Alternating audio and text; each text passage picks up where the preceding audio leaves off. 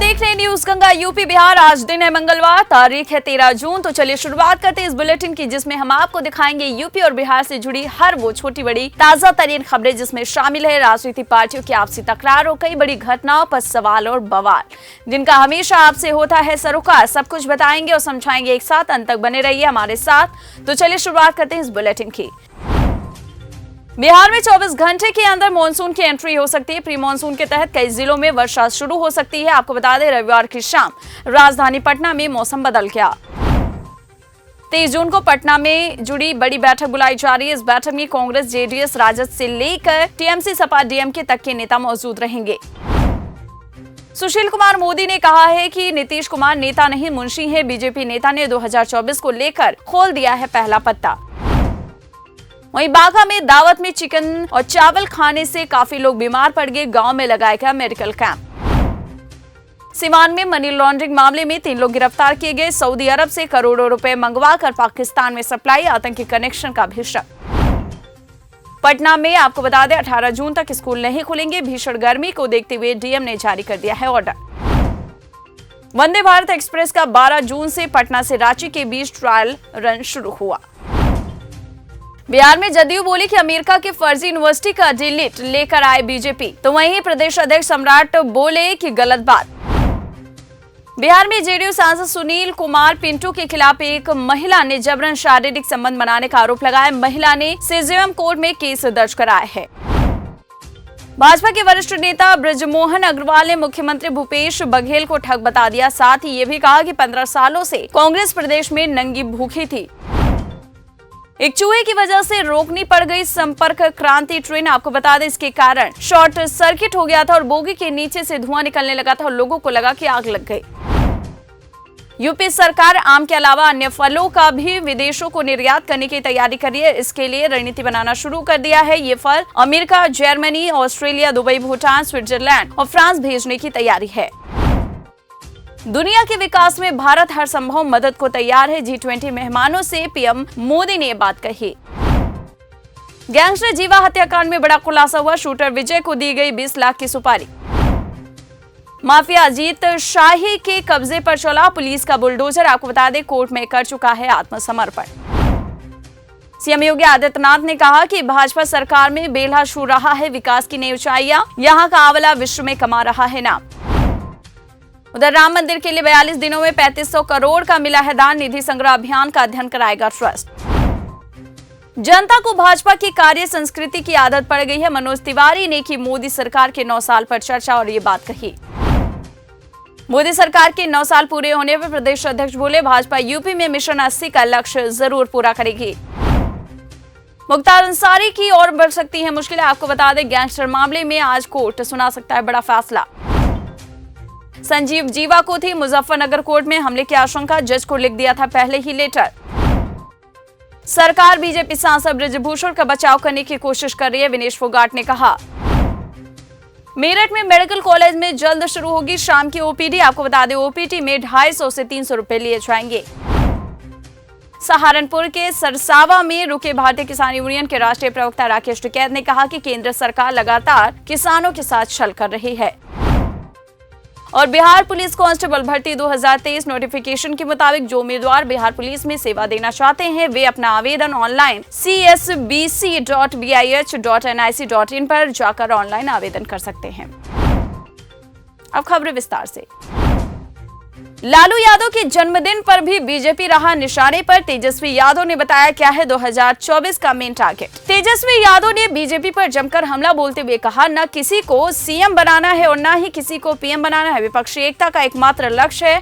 2024 के लोकसभा चुनाव में सभी लोग मिलकर फिरका परस्त शक्तियों को देश से हटाएं। जो लोग देश को बर्बादी की ओर ले जा रहे हैं, संविधान को खत्म कर रहे हैं, लोकतंत्र को खत्म कर रहे हैं, वैसे लोगों को जो देश के इतिहास को बदलना चाह रहे हैं, जो लोग दंगा फसाद कर करवाते हैं, उन लोगों से हमको लड़ाई लड़ना है, उसकी तैयारी चल रही है, किसी की कोई अलग मंशा नहीं। क्या कुछ कहा तेजस्वी ने, आगे देखिए। तेजस्वी यादव ने कहा कि अगर आप बीजेपी में चले जाओगे तो राजा हरिश्चंद्र बन जाओगे और नहीं जाओगे तो क्या होता है सबको पता है। हम लोग तो शुरू से लड़े हैं, लालू जी भी शुरू से लड़े हैं, लालू जी ने घुटने नहीं टेके और हम भी लोग घुटने नहीं टेक रहे।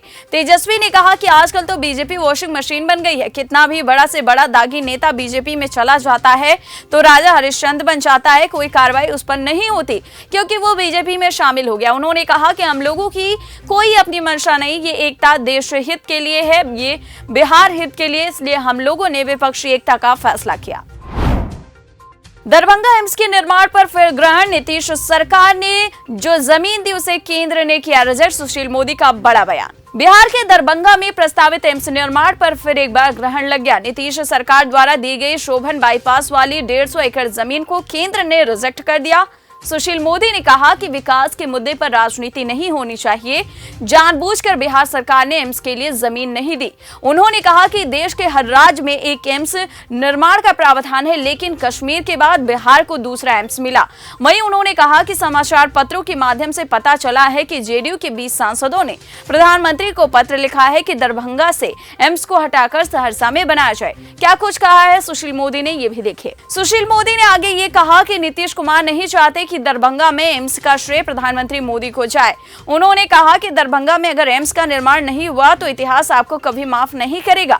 आपने उत्तर बिहार और मिथिला के लाखों लोगों को इलाज कराने से वंचित कर दिया, सिर्फ इसलिए कि इनका श्रेय नरेंद्र मोदी को न मिल जाए। लोग ये न कहें कि एम्स को नरेंद्र मोदी ने बनवाया। जमीन के रिजेक्ट किए जाने की वजह बताते हुए सुशील कुमार मोदी ने कहा कि नीतीश कुमार पहले कहते रहे हैं कि दरभंगा मेडिकल कॉलेज को अपग्रेड कर एम्स बना दिया जाए, फिर उन्होंने कहा कि दरभंगा मेडिकल कॉलेज परिसर में एम्स निर्माण के लिए जमीन दे रहा हूं। अब जब कहीं और जमीन नहीं दी तो केंद्र की टीम निर्माण स्थल देखने आई तो उसने कहा यहां बिल्डिंग बनाना संभव ही नहीं है, इसके बाद रिजेक्ट कर दिया गया। सुशील मोदी ने कहा कि 5 साल से ऊपर होने चला है, लेकिन आज तक दरभंगा एम्स का निर्माण प्रारंभ भी नहीं हो पाया क्योंकि बिहार सरकार जमीन उपलब्ध नहीं करा रही।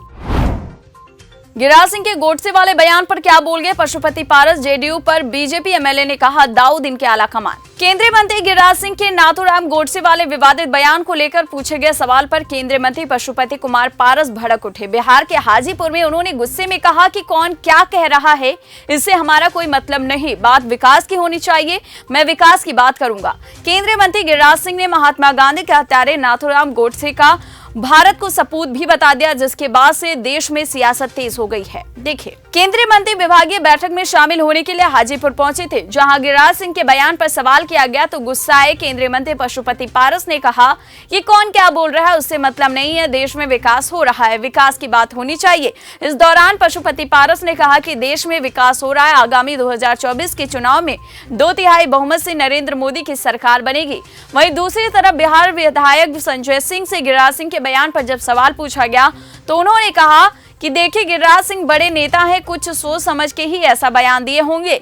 गिरिराज सिंह के बयान पर पलटवार करते हुए जेडीयू नेता नीरज कुमार ने कहा कि इस हिसाब से दाऊद भी देश का सपूत है। जेडीयू पर पलटवार करते हुए संजय सिंह ने कहा कि जेडीयू के लोग दाऊद को अपना आला कमान मानते हैं, ऐसे लोगों को कुछ कहने की जरूरत नहीं है। 2024 के चुनाव में जनता इन लोगों को सबक सिखाएगी। इधर गिरिराज सिंह के बयान ने सियासी पारा बढ़ा दिया, लेकिन बीजेपी विधायक संजय सिंह और केंद्रीय मंत्री पशुपति पारस दोनों ने इसे नजरअंदाज करते हुए विकास की बात की। दोनों नेताओं ने 2024 के चुनाव में सरकार बनाने का दावा किया।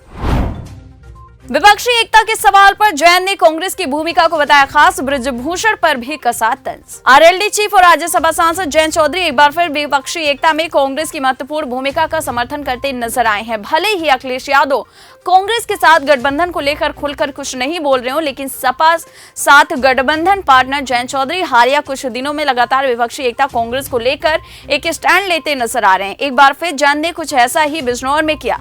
महिला पहलवानों के मामले को लेकर बृजभूषण सिंह पर तंज कसने के साथ उन्होंने विपक्षी एकता को लेकर अहम बातें कही हैं। देखिए, जयंत चौधरी ने कहा कि महिला पहलवानों के साथ हो रही जाति से हर महिला अपने आप को अपमानित महसूस कर रही है। जयंत ने कहा कि वो सोचने पर मजबूर हो रही हैं कि महिलाओं का इस सरकार में कैसा अपमान हो रहा है और आने वाले समय में ये महिलाएं इसका जवाब जरूर देंगी। जयंत चौधरी ने कहा कि भाजपा के बड़े बड़े नेता बृजभूषण के आगे हाथ जोड़ते हैं और नतमस्तक रहते हैं। इतना सब होने के बाद फिर किसके अंदर हिम्मत है जो बृजभूषण से इस्तीफा मांग सके। जयंत ने विपक्षी एकता के सवाल पर कहा कि आज भी देश में कांग्रेस की सबसे बड़ी भूमिका है। उन्होंने कहा, पटना में विपक्षी दलों की बैठक 23 जून को होने जा रही है। इस बैठक के बाद देखते हैं कि क्या निर्णय होगा, लेकिन इसमें कोई दो राय ही नहीं है कि कांग्रेस आज भी सबसे बड़ी पार्टी के रूप में अपनी भूमिका रखती है। उन्होंने गठबंधन के सवाल पर कहा कि इस समय वो अपने संगठन में ज्यादा ध्यान दे रहे हैं, गांव-गांव संगठन पर एक्टिव किया जा रहा है। उन्होंने कहा, जहां तक गठबंधन की बात है, गठबंधन कायम था और आज भी कायम है। फिलहाल के लिए न्यूज गंगा यूपी बिहार में इतना ही। कैसी लगी हमारी खबरें या जानकारियां कमेंट बॉक्स में टाइप जरूर कीजिएगा। हमारे चैनल को सब्सक्राइब नहीं किया है, सब्सक्राइब भी कीजिएगा। कोई राय, सजेशन या सुझाव है वो भी आप दे सकते हैं। अगले दिन फिर मिलेंगे, तब तक के लिए दीजिए इजाजत। नमस्कार।